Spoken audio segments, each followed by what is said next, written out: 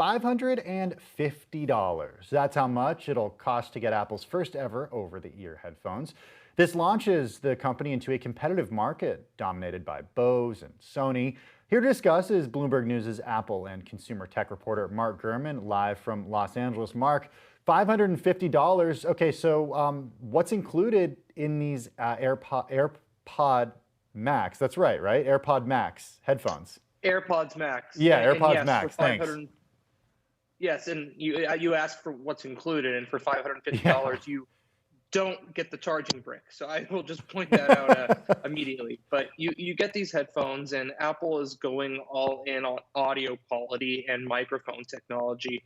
Their pitch is that these are going to be the best sounding headphones you can get for that price. Now, that price point automatically makes them one of the most expensive consumer grade pair of headphones on the market. And it's too early to tell how good it is. Obviously, I haven't used them yet, and they haven't been in the hands of anyone outside of Apple to really understand the audio quality there. But I will tell you, in terms of their history of audio quality, the HomePod that launched in 2018, very expensive for the technology, but sounded very good. So their audio quality certainly has been pretty top notch lately, but it's to be seen how that translates to a headphone. What is Apple's strategy when it comes to audio quality? I want to pull up a tweet that you sent this morning. Apple sort of laying out a timeline here that talks about its move into quality. It pulled rival headphones and speakers from sale online and in its stores. Then in November, the HomePod Mini, as you mentioned, and then December, the AirPod Max headphones are on sale. What's the audio strategy here?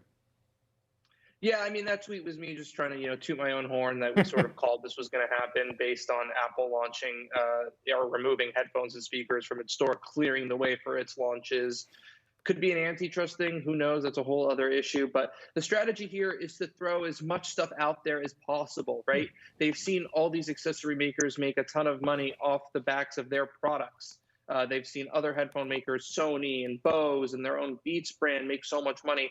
They're probably like, we can make, a ton of money too, a few $1 billion a quarter on our audio products. Now they have a whole set. They have 3 types of AirPods, regular, the AirPods Pro, which I'm wearing right now, and the Max headphones that launched today, along with the regular HomePod, the HomePod Mini. And they've also focused a lot of attention lately, actually, on the speaker quality inside of their MacBook Pros, the iPad Pros, and the higher-end iPhones. What is missing, though, is what Amazon did last year or earlier this year. Alongside launching their higher quality, Echo Studio speaker, they actually launched an upgraded version of their music service, which comes at higher quality music, higher fidelity and such. Right now, Apple hasn't said anything about bolstering their own Apple Music service to have higher quality to match the improved speaker quality they're now charging, north of $550 for. Well, Apple a few years ago made a huge purchase when it bought the Beats by Dre brand, not just for the headphones that many people knew about, but also, of course, for the streaming music service that now is Apple Music. What is the relationship between these headphones and what is offered right now from Beats by Dre? Because they do actually have some pricey headphones. They're not $550, but they're $300 headphones there. That's right, Tim. So these are $150 more at the base price than the most expensive Beats headphones, which are the Beats Pro. Those come in at $400.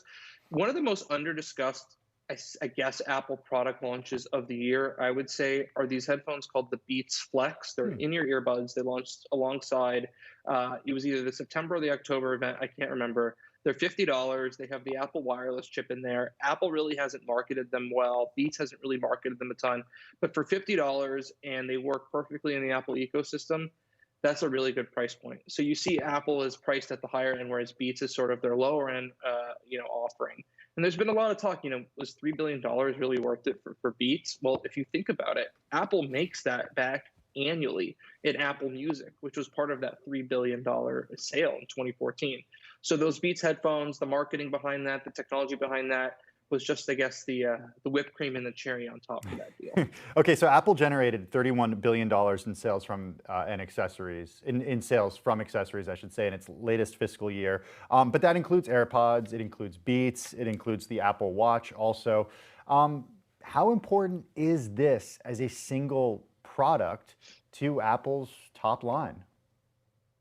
It's not important as a single product, but the overall strategy of having that $30 billion a year income from several different accessories is important as people hold on to iPhones longer. It's no longer the case that people are buying a new iPhone every year or two. People are holding on for 3, 4, 5 years in some cases as these phones become better and more durable, and the software lasts longer and their apps still continue to work. And so what they need to do is they need to fill in the revenue holes, right? And combining the Apple Watch, the AirPods, the Apple TV, the HomePod, these new AirPods Max, of course, they're $50 billion a year in services.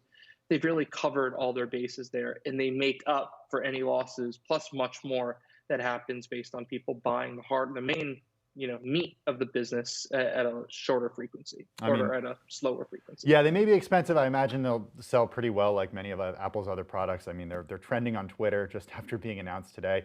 Bloomberg News' Apple and consumer tech reporter Mark Gurman, live from Los Angeles. Mark, it's always a treat when you join us on Quick Take. Thanks for your time today.